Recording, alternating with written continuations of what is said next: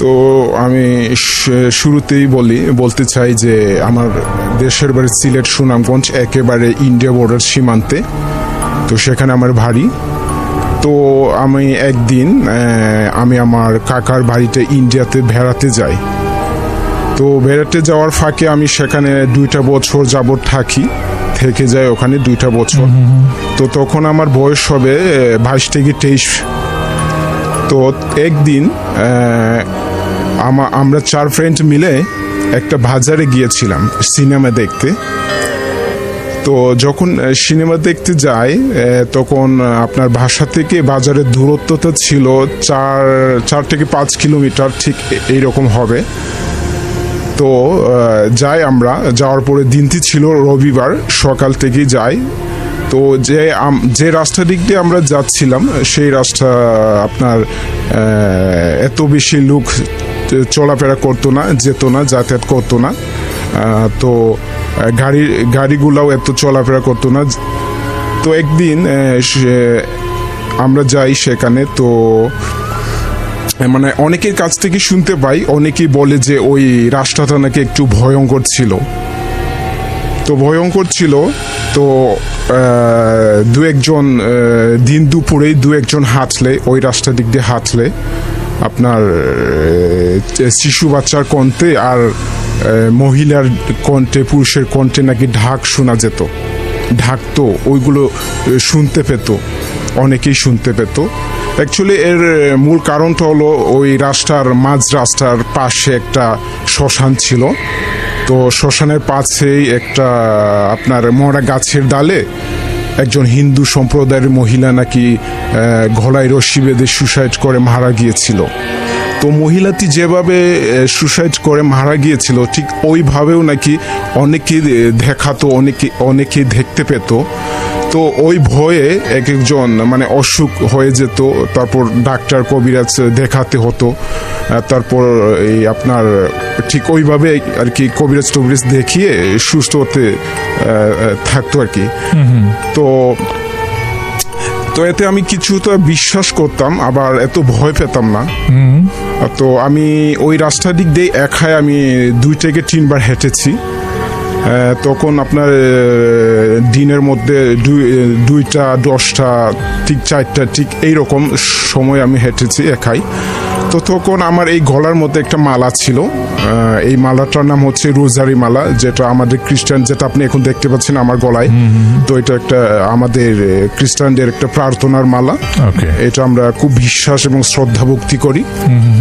তো আমি যতবার ওই পথ দিক দিয়ে হেঁটেছি, মানে একা হেঁটেছি, ঠিক তত আমি আমার ফ্রেন্ডদেরকে বললাম, তো এখন তো চাটাকে এবার বাসায় ফেরা যাক। তো এখন তো প্রায় বিকেল হয়ে এলো, তো এখন বাসায় ফেরা যাক। তখন তারা বললো, আরে না, সন্ধ্যে 6:30 একটা ইভিনিং শো আছে। তো ওই মুভিটা ওইটা দেখেই যায়, খুবই একটা ইন্টারেস্টিং একটা মুভি, তো এটা দেখেই যাই। তো তখন তারা বলল, তখন আমি বললাম, আরে না, এটা শেষ হতে হতে 7:30, 8টা নাগাদ ভেজে যাবে।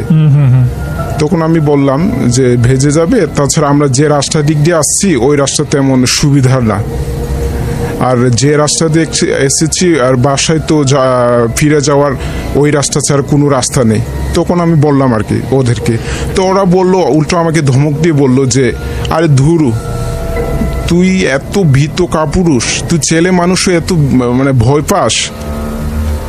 তখন আমি বললাম, আরে তোরা বুঝিস না, একটু বুঝতে চেষ্টা কর না। তখন তারা বললো যে না, আমরা একসাথে এসেছি, 4 জনে একসাথে আবার ফিরে যাব, মুভিটা দেখেই যাই।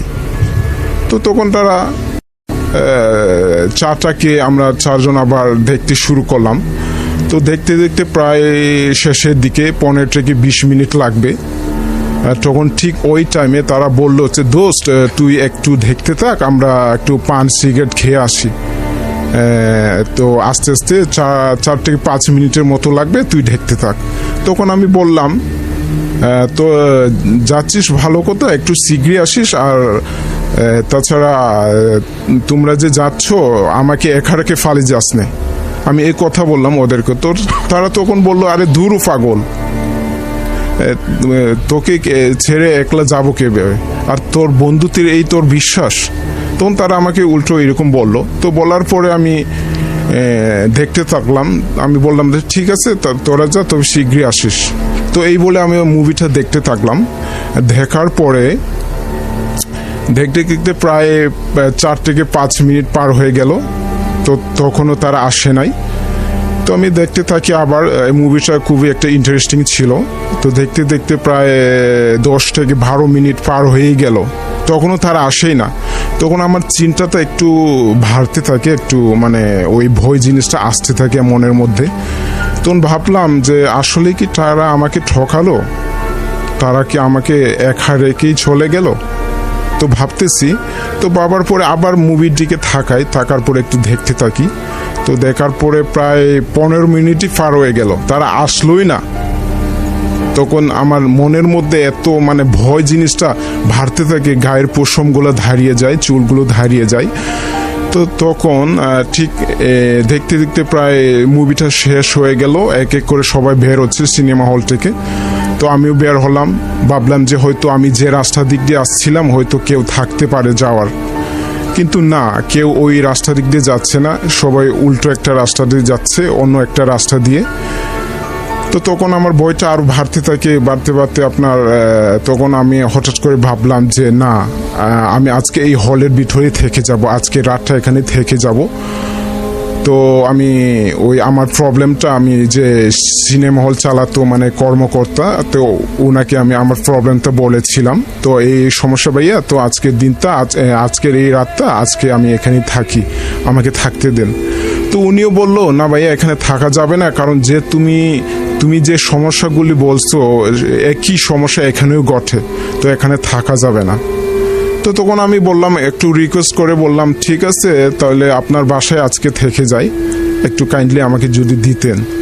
তো তখন সে বলল, আরে না ভাই, তোমাকে আমি চিনি না, জানি না, কেমন করে থাকতে দেবো, আর তাছাড়া আমার বাসাতে কোনো জায়গা নেই, থাকার জায়গা নেই। তো এই বলে সে সিনেমা হলের গেটটা লক করলো, তালা টুলা লাগিয়ে তখন সে যেতে লাগলো। তখন আমিও ভাবতে থাকলাম, মানে আমার ভয় জিনিসটা তখন আরো বাড়তে থাকলো। থাকার পরে আমি একটু ভাবলাম, আরে আমি তো আমার মালা নিয়ে এসেছি, রোজারি মালা। তো এই বলে একটু সাহস করে আমি পকেটে হাত দেই। দেওয়ার পরে দেখি যে পকেটেও নেই। তো আমি গলাতেও হাত দিই, গলাতেও নেই। তো কি ব্যাপার, তার মানে কি আমি আজকে নিয়ে আসি নাই? তো তখন ভয়ে তো কাঁপতে থাকে আমার সারা শরীর। তখন আমি একটু সাহস করে এগোলের পরে একটু প্রার্থনা করলাম চোখ বন্ধ করার পরে আমি বললাম, যদি পৃথিবীতে যদি ঈশ্বর থেকে থাকে তাহলে আজকে আমার এই রাতে কোনো কিচ্ছু হবে না। তো তখন বাজে রাত 8টা। তখন আমি একটু সাহস করে আসতে থাকি। তাকার পরে ওই শ্মশানের খুব ধারে কাছে আসতে থাকি। তো 2টা মোড়, 2টা টার্নিংয়ের পরে ওই শ্মশানটা। তো যখন আমি প্রথম টার্নিংটা আমি পার হওয়ার পরে আরেকটা যখন টার্নিং আমি পার হব, ঠিক ওই মোড়টা নেওয়ার পরে একেবারে রাস্তার মাঝখানে, শ্মশানের পাশেই একবারে কালো ছায়া হয়ে দাঁড়িয়ে আছে, একেবারে রাস্তার মাঝখানে দাঁড়িয়ে আছে। তো ভাবলাম এটা তো কোনো ছায়া না, কোনো গাছ, আশেপাশে কোনো গাছ, বড় গাছ নেই, সব একেবারে কোমরের মতো আপনার গাছগুলি, এত বড় গাছ নেই। কিন্তু ওই রাস্তার মাঝখানে এত বড় মানে কালো ছায়া দাঁড়িয়ে আছে।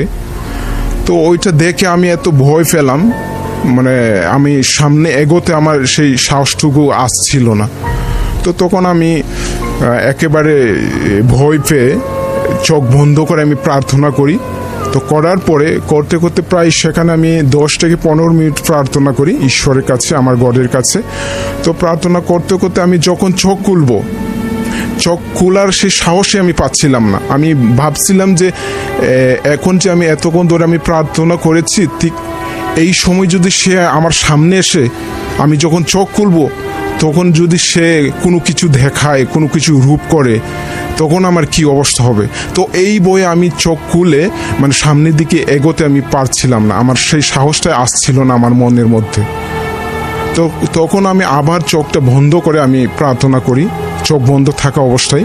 তো প্রার্থনা করতে করতে আবার সে একই মানে যখন আমি চোখ খুলবো তো আবার একই সেই প্রবলেম আসে আমার মনের মধ্যে।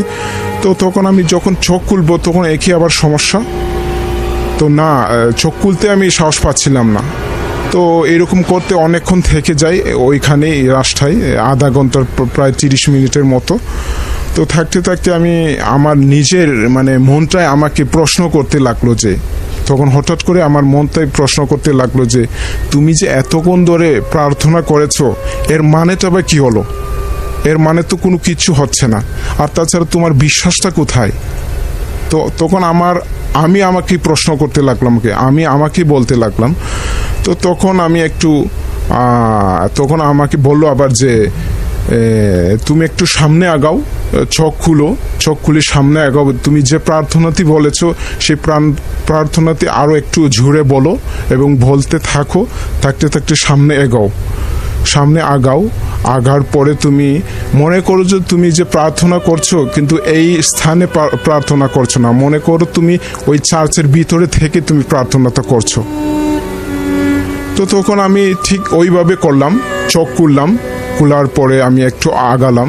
তো এগোতে থাকার পরে ছায়াটা আরও বড় হতে থাকে, আমি যত উপরে থাকাই ছায়াটা আরও উঁচু হতে থাকে। তো তখন আমার ভয়টা আরও অনেক বেশি হয়ে যায়, মানে আমি বলে বোঝাতে পারবো না। মনে হচ্ছে যে তখন একবারে হু করে কেঁদে চিৎকার করে দেই, কিন্তু না, একটু স্থির হয়ে তখন আমি আবার প্রার্থনাতে একটু বললাম, জুড়ে বললাম। তো বলার পরে সামনে এগোতে থাকলাম, চোখ বন্ধ করে আমি এগোতে থাকলাম। যখন আমি খুব কাছাকাছি ওই ছায়ার, ঠিক তখন বাম দিক থেকে আপনার শিশু বাচ্চার কান্না কাঁদতেছে, এমন কাঁদতেছে যে তাকে কেউ ব্যথা দিছে, আঘাত দিছে বা আঘাত পাইছে, ঠিক ওইভাবে কাঁদতেছে বাচ্চাটা। তো কাঁদতেছে, তখন আমার এমন মানে ভয় যে তখন আমি প্রার্থনাটি বলতেই ভুলে যাই, জাস্ট আমি বলি গড সেভ মি। এই কথাটা বলে আমি ওইখানেই থেমে যাই, ওইখানে দাঁড়িয়ে যাই। তো সামনে এগোতে আমি একেবারে আগাতে পারি না, খুব একটা ভয়ে। তো আমি বলতে আমি আবার প্রার্থনাতে শুরু করি। তো শুরু করার পরে তো একটু আগাতে থাকি, একটু সাহস করে আগাতে থাকি, এগোতে আবার তো একই মানে আপনার ওই মহিলার কণ্ঠে মানে ভোলাচ্ছে, বাচ্চাটাকে ভোলাচ্ছে, না কাঁদে না, আদর করছে, তো কাঁদে না। তো এরকম বলছে। তখন আমি আরও ভয়ে তখন ওইখানে আমি আবার থেমে যাওয়ার পরে চোখ বন্ধ থাকা অবস্থায় আমি আবার প্রার্থনা শুরু করি। প্রার্থনাগুলো আমার এলোমেলো হয়ে যায়, মানে খুব একটা কনফিউশনে আমি পড়ে যাই। তো তখন আমি আবার থেমে আমি আবার ওই একই প্রার্থনাতে আমি বলতে থাকি। তো থাকার পরে আমি একটু আরও এগোলাম, মানে হাঁটতে থাকলাম। হাঁটার পরে তখন ওই একজন মানে পুরুষের কণ্ঠে ঢাকা শুরু করলো, বাইটি ও বাইটি, ঠিক ওই রকম ঢাকা শুরু করলো। তখন আমি পিছে ঠাকালাম না, একবার ভয়ে হাঁটতে থাকি, আস্তে করে হাঁটতে থাকি। তো তখন মানে আমি সামনে এগোতে থাকি, তাকার পরে হাঁটতে আমি প্রায় অনেক দূর হেঁটে যাই।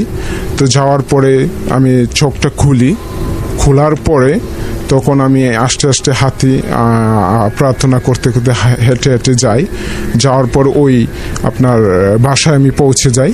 হাঁটতে পৌঁছে গিয়ে তখন আমাকে আমার কাকি অনেক বকাবকি করে, কি অবস্থা, তুমি এত রাতে, তাছাড়া তোমার সাথে কেউ নেই, তোমার সাথে যারা গিয়েছিল তারা কোথায়, তো অনেক কিছু বকাবকি করে, তারা জিজ্ঞাসা করে। তো আমি তখন এত কিছু বললাম না, তো আমি জাস্ট বললাম তো আমাকে জাস্ট পানি একটু বয়েল করে দাও, আমি একটু হাত পা ধুয়ে নেব গরম পানিতে। তো তখন আমার আন্টি পানি টানি গরম করার পরে আমি পাটা ধোয়ার পরে শুতে গেলাম, ঘুমালাম। তখন ঘুমানোর সময় ওই স্বপ্নে আমাকে বলল, তোমার যে এত সাহস, তুমি যদি চোখ খুলে একবার যদি দেখতে তখন তোমার অবস্থাটা আমি কি করতাম তুমি বুঝতেই পারতে না। ঠিক ওইটাই ছিল আমার ঘটনা।